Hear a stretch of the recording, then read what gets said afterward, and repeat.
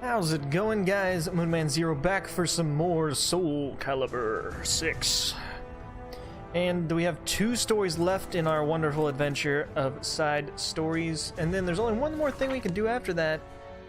We go back, we have the Mission Libre of Soul, which means I have to do a custom character on the Mission Libre of Soul. Nobody's given me any feedback on these episodes and whatnot. So far, I have created a couple characters to do the Libre of Soul with.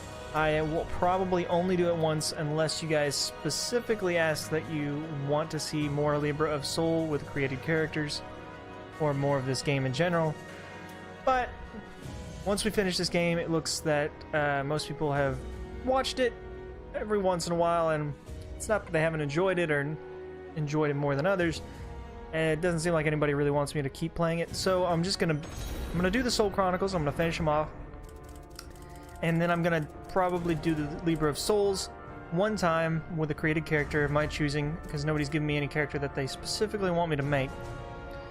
And then we'll probably be done with the game unless you guys ask for more of it later or specifically want something on it. But either way, let's get into our story. Taking up enough time, we are on Zasalamel, the Prologue Soul Edge. So I'm not really 100% sure on Zasalamel's story. He's like a special omnipotent being or something, I don't know. The truly strong remain shrouded deep in darkness, hidden from society. They carefully erase all traces of their existence, so that when later generations look back on history, it is as if they were never there.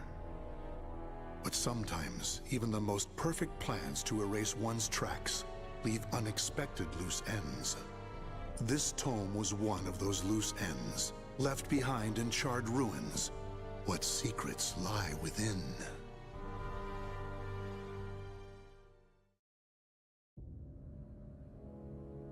Zasalamel created me. A banal way to begin a tome, but writing down one's own history in a book is strange enough to begin with. I began writing this as an indulgent pastime, so I may as well enjoy myself.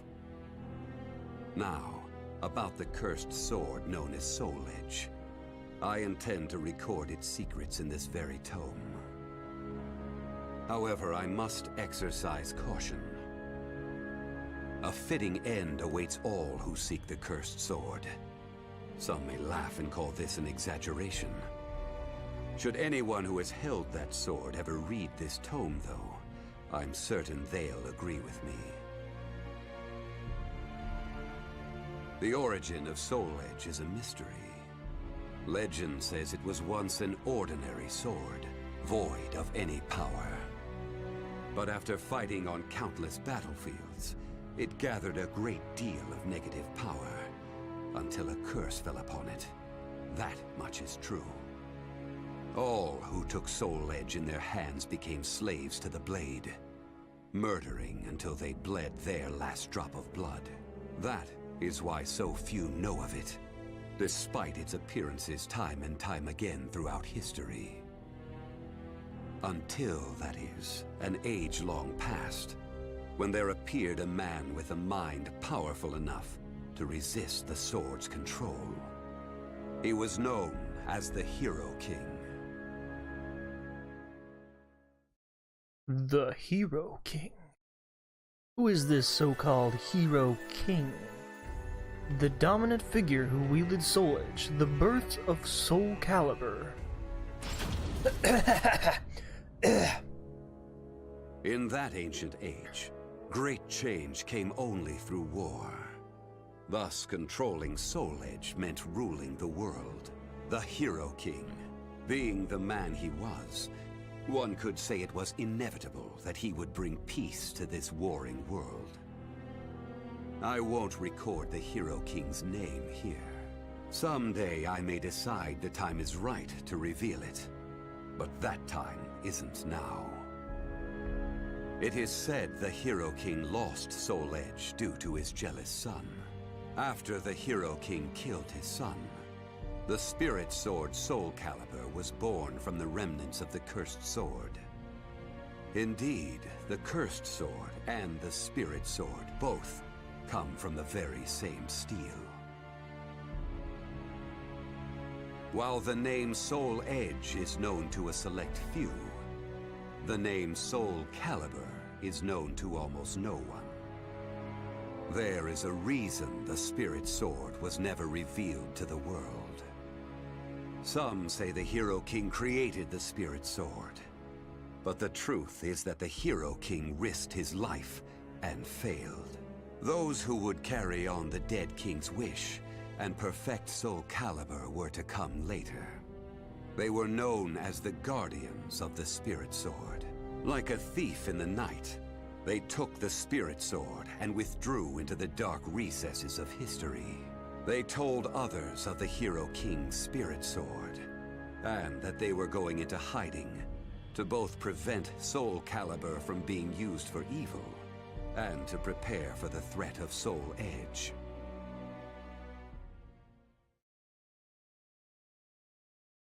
Question is, are we ever actually going to fight a Zasalamel?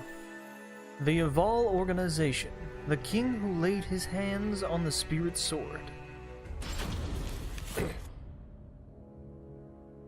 The Guardians of the Spirit Sword only entrust SOULCALIBUR to a select few. One recent example was a king from medieval Europe. Born in Britain, the king used the spirit sword to rule a large swath of Europe. I'm skeptical as to whether the king ever truly existed, but assuming the tales are true, he was somehow connected with the Guardians of the Spirit Sword, from whom he received the blade.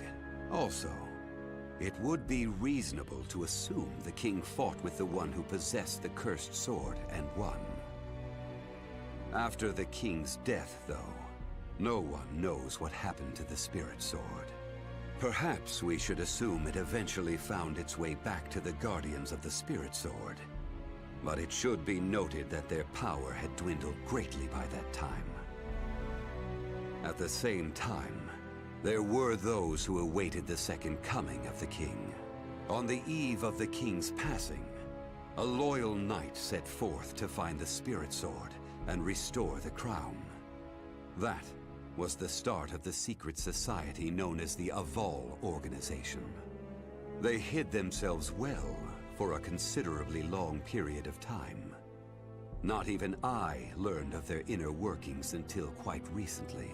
Sworn to the late king, the Aval organization sought the spirit sword and secretly assassinated all whom they deemed outsiders, those who were aligned with the cursed sword or did harm to humankind.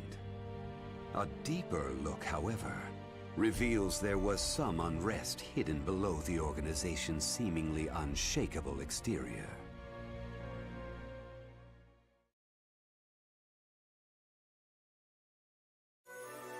The evil seed, the cursed sword's quickening in its discharge of power.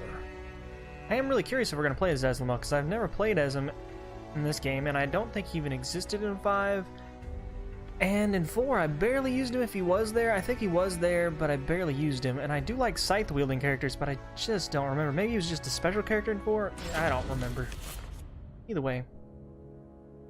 After slumbering in the shadows of history, Soul Edge was awakened by the pirate Cervantes de Leon. Cervantes attacked the ship of one who had won Soul Edge at an auction. He stole the cursed sword and became its puppet. Soul Edge changes its form depending on its wielder. When Cervantes took up the cursed sword, it transformed into 2 blades. And after nearly 30 years of slumber, it caused that terrible catastrophe. Cervantes and the cursed sword were defeated by a female warrior, and one of the blades was destroyed.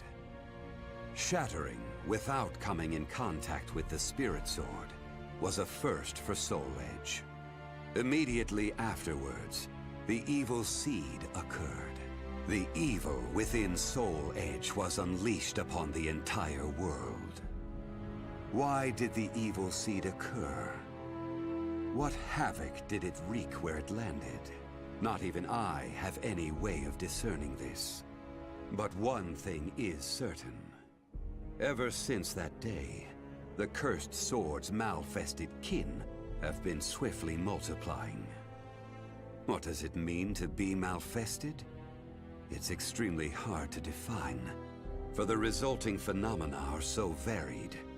There are those who undergo monstrous transformations, while others look no different from ordinary humans at first glance.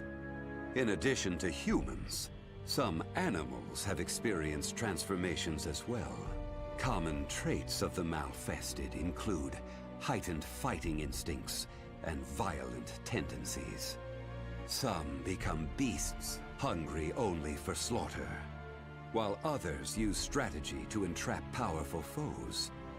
But they all slip into towns and cities, seeking blood under the cover of darkness.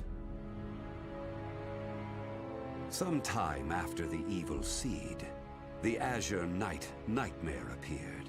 Rumors said he possessed Soul Edge, and his string of indiscriminate murder seemed to agree with this.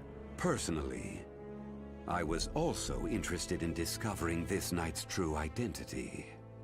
I then received news that the Aval organization had encountered him and were defeated. It intrigued me that there seemed to be someone in their organization deeply interested in the evil seed.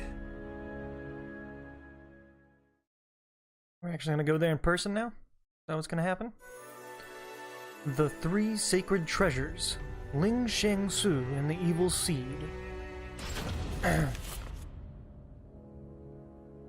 While Soul Edge has appeared constantly throughout history, SOULCALIBUR's whereabouts are still shrouded in mystery. In time, I lost interest and gave up trying to search for any traces of it. But after resuming my search later, I found that it had been taken to a temple in the east at some point. With it were taken a staff able to absorb all manner of energy, and a mirror capable of purifying evil. These sacred treasures were used to create SOULCALIBUR and amplify its power. No one knows what had happened to the Guardians of the Spirit Sword, but they must have met with ruin, losing the Spirit Sword and their other treasures. As for the temple, it later became Ling Sheng Su, a famous martial arts dojo that worshipped the Spirit Sword and the other weapons as the Three Sacred Treasures. But now the Spirit Sword is no longer there. The evil seed deeply affected Ling Sheng Su, and most likely caused it to attract evil energy. Its martial arts students were soon overcome by madness and battle lust, and ended up killing each other. The temple fell in a single night. Therefore, no one knows what happened to the Spirit Sword. Only one student of Ling Sheng Su survived. While the survivor didn't possess SOULCALIBUR, there was clearly merit in looking into him. What powers did he possess? What could he accomplish? I was deeply intrigued. Talking about Keelik and how Zhenghua had the Spirit Sword. The Necromancer. The man whose sin would weigh forever on his heart. Good lord, Zasalamel, how much chapter do you have? I only started writing this tome That as a sentence was terrible. pastime. But in order to give it a clear perspective, I must reveal my identity. I was once one of the Guardians of the Spirit Sword. The precepts of the Guardians were very strict, one of which stated no Guardian may ever touch SOULCALIBUR. But in my younger days, I failed to properly suppress my urges. When the others discovered my designs, they broke my arms and banished me. Amid my despair, I searched for a way to survive. What I discovered was the art of reincarnation. After a long period of training, I mastered the secrets contained within this lost wisdom. I reincarnated myself over and over again, and became an entity that could transcend generations. At first, I didn't realize the price I would have to pay for eternal life. For every time I reincarnated, I experienced the pain of death. It felt like my soul was being crushed. It is hard to put such pain and suffering in words. Indeed, I hadn't managed to completely escape death. No matter what one may accomplish in life, death remains inescapable. My bodies have lain in countless graves, but my soul will never rest in peace. So it was that I came to yearn for the final eternal death I could never have. And such desire began to corrupt my everlasting life. Gradually, I began to seek out death itself. Just stop resurrecting yourself, my guy. That's how you do that. Kinda how that works. The Cursed Sword. The man who laid his hands on the Cursed Sword. That was 1,000 years ago. My desire for death was at its peak. That longing for true death led me to even take hold of Soul Edge. Wisdom, power, battle lust. In those days, I felt I could do anything. But when it was over, I was forced to confront just how prideful I had been. As a puppet of the Cursed Sword, I kept fighting to my last breath. And for what? I fought in an age of endless war that spanned the world, all to establish a certain dynasty. That is all I'll say on the matter. I've lived as every type of person. Old, young, man, woman. But I've never felt as much joy as when I wielded that power. However, not even the Cursed Sword could free me from the chains of samsara. And so I died, and was born again into this world.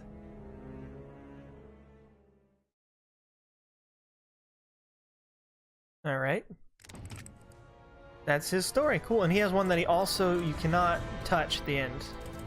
Interesting. You literally had no fighting ones. That's insane. I mean, the story was long enough as it was. You learned stuff. I didn't personally fight, but that shouldn't change how you viewed the actual experience here. You didn't see me play necessarily. It was basically just a... This is going to be the weirdest episode ever. I didn't play. We just kind of talked about Zasalamel and other things at the beginning. And just kind of watched the story unfold. That's cool and all. Might as well have been making a reaction video. But either way, it seems like just like Raphael, there's an ending we can't touch, which is weird.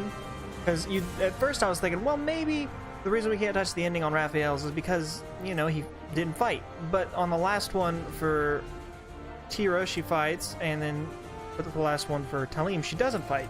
And then over here, he fights, but on the last one for Valdo, he doesn't fight. So, I mean, I really have no idea.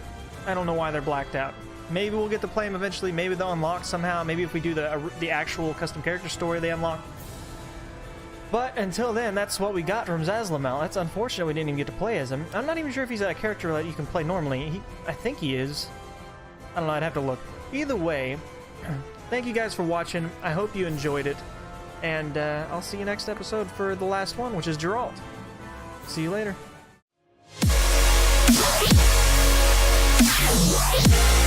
Yeah.